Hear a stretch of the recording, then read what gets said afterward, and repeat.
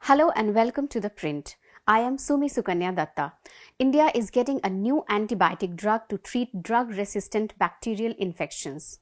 There is some good news for clinicians and doctors struggling to save patients' lives due to infections caused by deadly bacteria that do not respond to existing drugs.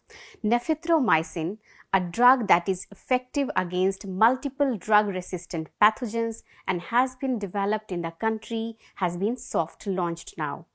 Top functionaries in the government are calling it a breakthrough innovation in India's fight against antimicrobial resistance, or AMR. AMR is a condition in which pathogens no longer respond to existing antimicrobials. Nafithromycin, to be available under brand name MIC-NAF, has been developed by Mumbai-based Vocard Pharma. Its development was supported by the Biotechnology Industry Research Assistance Council, or BIRAC, under the Center's Department of Biotechnology. The medicine has been designed to treat community-acquired bacterial pneumonia. CABP is severe illness caused by drug-resistant bacteria which disproportionately affect vulnerable populations, including children and the elderly. In phase 3 clinical trial, the drug showed an efficacy rate of over 97% in treating lower respiratory tract infections or pneumonia. The drug has now been approved for manufacturing and marketing by the Subject Expert Committee of the Central Drugs Standard Control Organization. It is awaiting a formal nod by the Drug Controller General of India before hitting the market. Experts say that the 3-day treatment regimen of nafithromycin could be a game changer in addressing drug-resistant pneumonia, a condition which is responsible for over 24 lakh deaths globally each year.